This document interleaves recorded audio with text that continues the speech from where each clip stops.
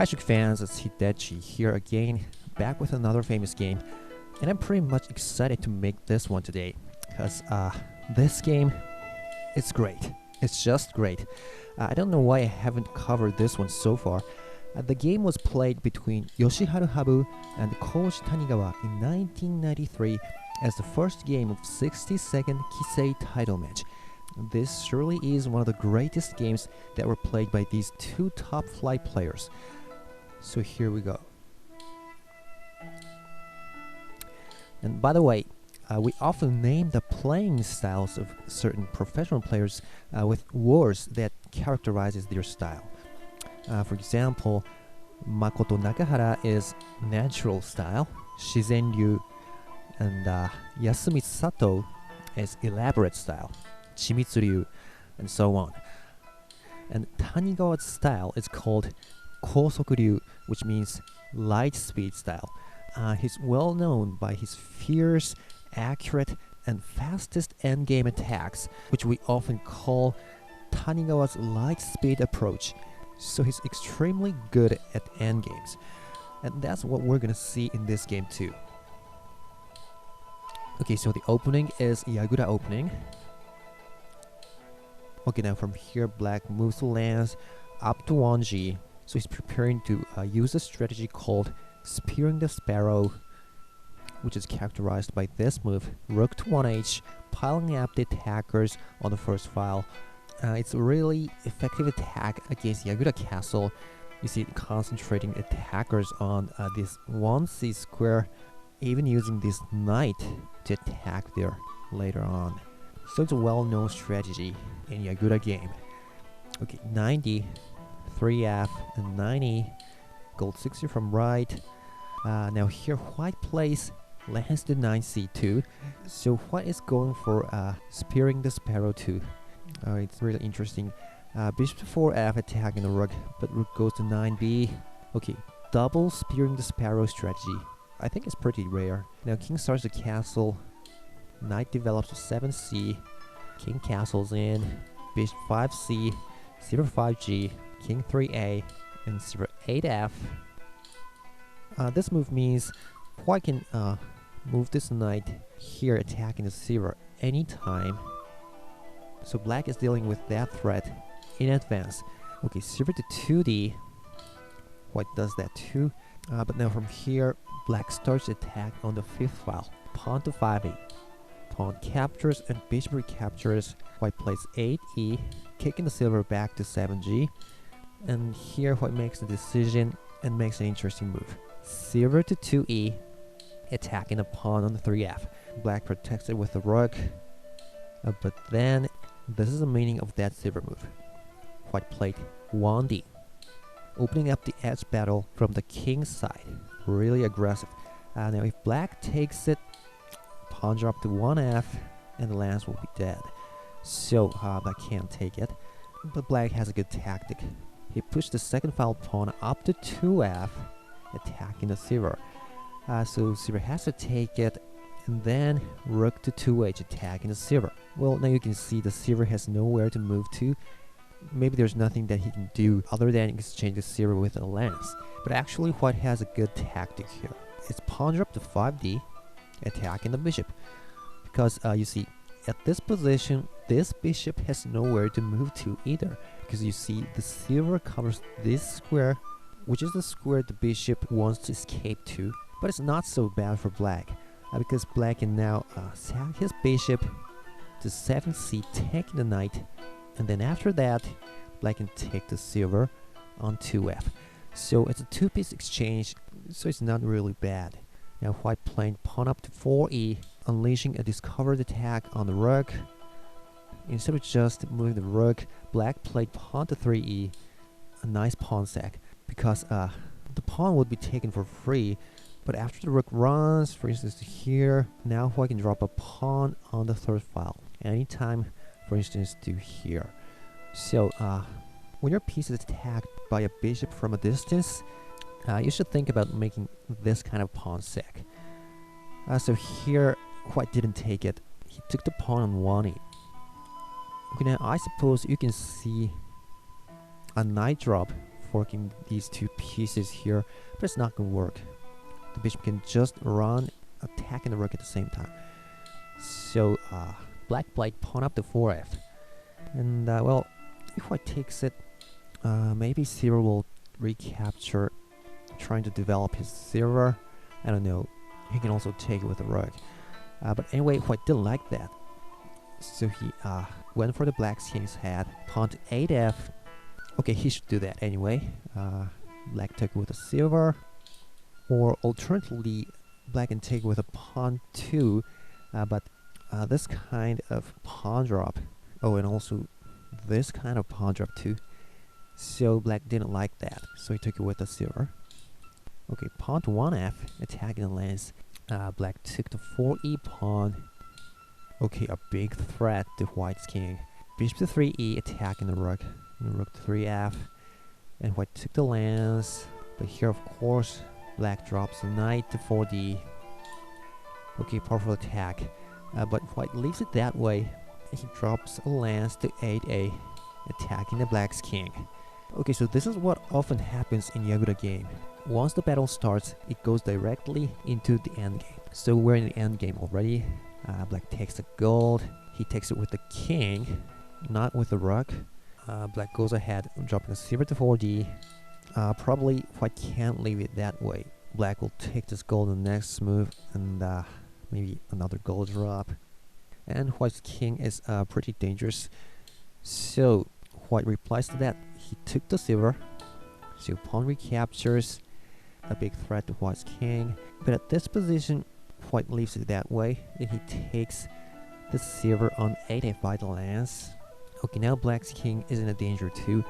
Black recaptured the lance, but look at this powerful pawn drop to 8g. So all of a sudden, black's Yakuza castle is gonna be destroyed too. If black takes it with a gold, the right side of the king is too weak.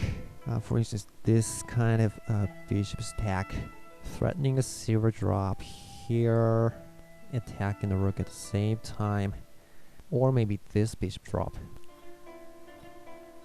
So HABU takes a pawn with the king, but another pawn drop to 8e, attacking the king's head again. Now if HABU keeps dealing with that, for instance by taking it, the situation will get worse and worse. So here black makes the decision. He took the bishop on 3e by the rook. Okay, white makes a check anyway by taking the pawn. And HABU didn't take it, king to 7g. Okay, then white recaptured the rook, pawn take 3e. Okay, now here, after black sacrificed that rook, here comes this really nice square 3d available for black. So I think lance drop to 3d would be a pretty good attack. Perhaps it might have been better. You see, white can't block it with a pawn. It's a 2 pawns.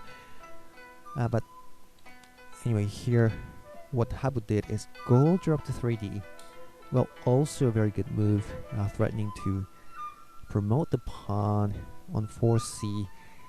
And it pretty much looks like it's a threat mate, right? After pawn promotion, black has as many as 3 pieces in his hand, so it's probably a threat mate. Now here, TANIGAWA made a pawn promotion sack to 8g, asking black whether he's going to take it with a king or a gold. And HABU replied, I'm going to take it with a gold. But, well, this gold move needs something of a deep thought before doing that, because now you can see white's check. That seems to be effective. Oh, it's not a knight drop to here. It's this rook drop to 7i, checking the king. But what HABU thinks here is he thinks this rook drop is okay with black. But the thing is, TANIGAWA did that. He dropped a rook to 9i. But likewise, TANIGAWA also thought very deeply into the moves following this before he drops this rook. Well, because he needs very deep thoughts and something of a bravery before making this rook drop. Well, the reason is, after this rook drop, black has an option, which HABU actually did. It's this move, king to 8h, attacking the rook. So after this rook is attacked, there's only one option left for white. Oh, actually there's 2. One of them is saving the rook to here, protecting the king. But this is nonsense. Black can just clear off the pieces and make a rook check. And it's obviously good for black. So this is out of question. So the only option left for white here is to drop a silver to 7h, which Tanigawa actually did. Well, this silver drop itself is a very good move. It's a well-known tactic of making a brinkmate. So this king is almost in a brinkmate. But the thing is, as I've said earlier, the white king is probably in a threat mate here. So before Tanigawa makes these two drops, he must have thought really deeply into the mating lines against his own king and concluded that this king is actually not in a mate. So after making sure it's not a mate, he went for that brink mate with these three moves. Okay, so here comes the question. Is Tanigawa right about it? Is it true that white's king is not a mate? Well, if Tanigawa is right, Tanigawa is going to win. But if he's wrong, HABU is going to mate this king and HABU is going to win. So let's find out if Tanigawa is right or not. HABU played pawn promotion to 4c, of course. Now the king has 3 ways to run to. So let's start by seeing king to 2b. Well, this is a checkmate. Bishop drop to 3c would be a mate. And also, I guess gold drop here is easier. The king can't run because pawn drop. And if knight takes it, bishop drops. So king takes it, but lance drop, followed by this bishop drop. So it's a checkmate, right? So anyway, after the gold drop, the rook has to take it. So black takes it, king takes it, and a bishop drop. Okay, well, this way would be met by this pawn drop. King will run, but let's drop rook from this way, and the rest is a simple checkmate. Okay, so after the bishop drop, the king will go to here. Rook drop 1c. It's not so easy, but okay, gold sack here and rook promotion. And okay, lance drop, dragon check. Oh, let's block it with a knight. But anyway, checkmate. The knight's pinned. And it's a square gap dragon. So, as we've seen now, moving the king to 2b here resulted in a mate. So, how about king to 3a? Well, it's gonna be the same thing because golden ahead, so the rest is the same, right? So the only square left for the king here is 4a, and actually that's what Tanigawa did, knowing that the other two squares are gonna be mates. So king to 4a. So now what? First of all, dropping the gold to that square. 3b, as we've seen, is not gonna work because the king can run. So where should he drop the gold to? Okay, so let's see, gold drop to 4b, gold ahead, and clearing off the rook. Well, is this a mate? Well, actually, it's not. Even if you drop a rook to here, the king can run to 5a. Well, the rest of the squares are pretty much dangerous. I think it's gonna be a mate. But king to 5a is not a mate. Black can drop a lance, but king can move to here. Well, it seems pretty dangerous, but it's no mate. See, a nice defense by the silver. So anyway, dropping the gold to 4b is not a mate. So, after all, Tanigawa was right? Well, not yet, not yet. We have another option left. It's gold drop to 5b, which is the first primary issue in this game. Is it mate or no mate? First of all, if the king runs, well, it's a checkmate with this bishop drop, and it's really simple. A checkmate.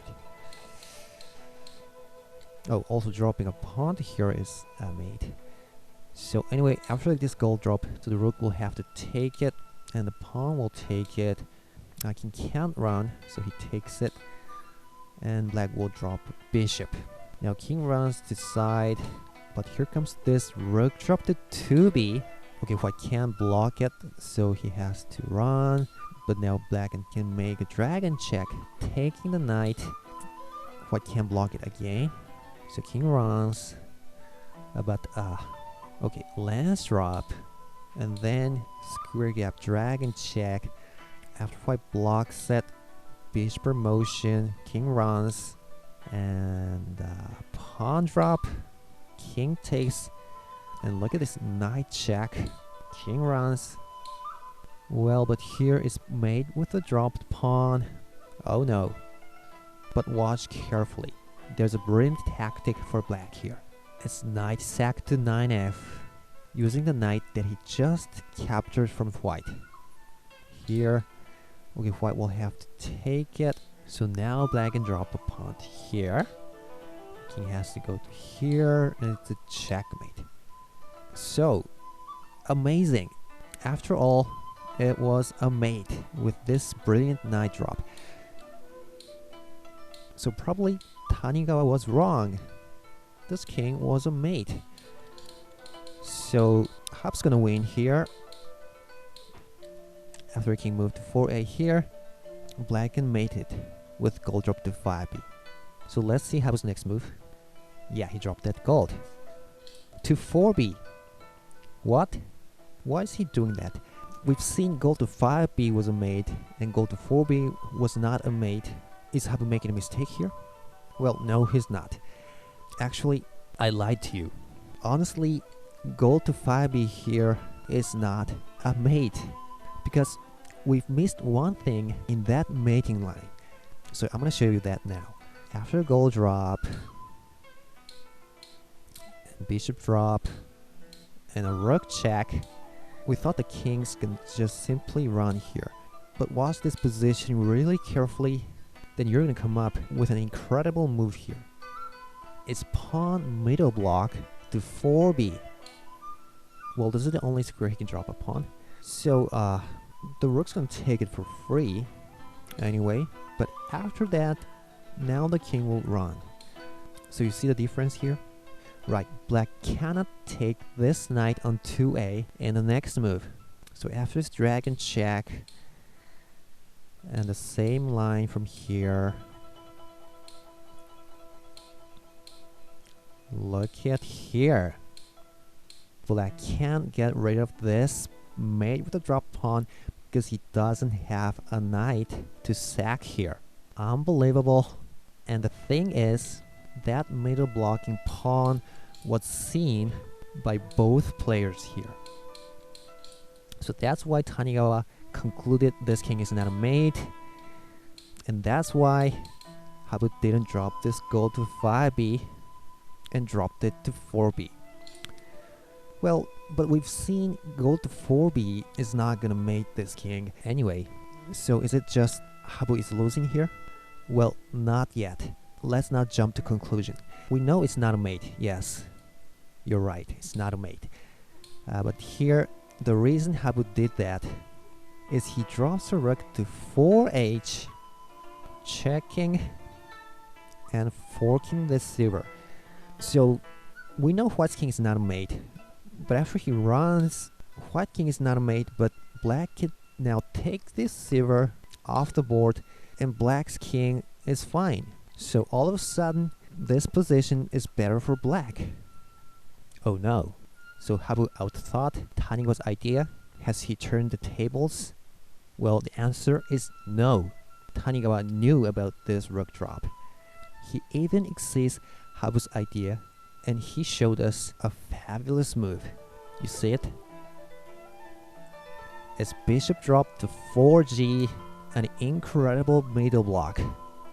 Okay, so technically this piece is blocking the check, so for one thing, black can now take this silver, as I've said.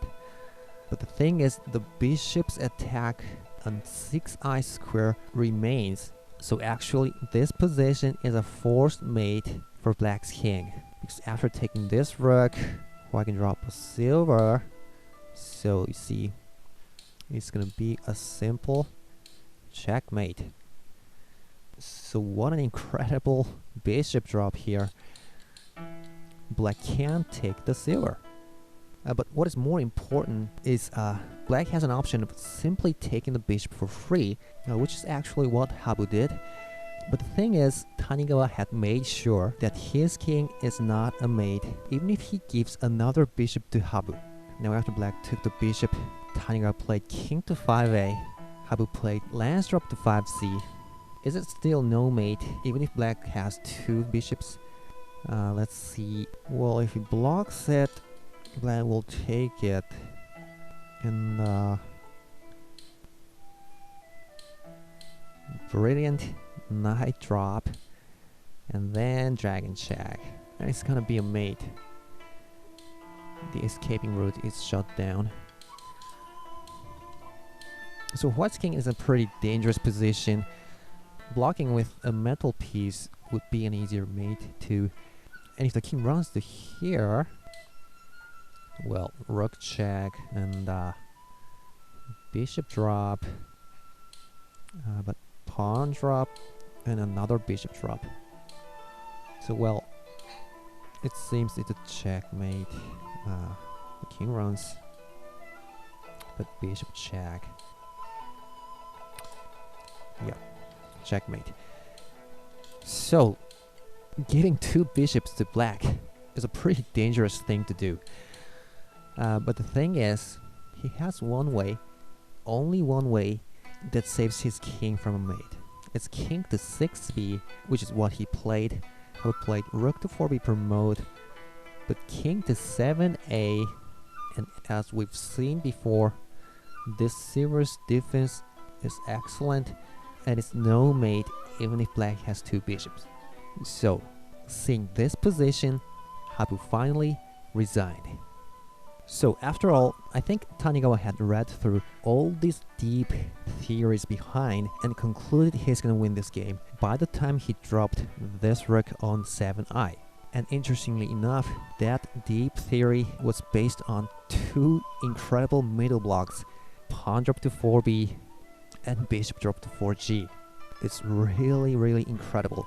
I'm sure you've seen how Tanigawa is extremely good at endgames. Okay, so that's all for this game. Hope you guys enjoyed the video. Take care, and I'll be back with another game real soon. Bye now.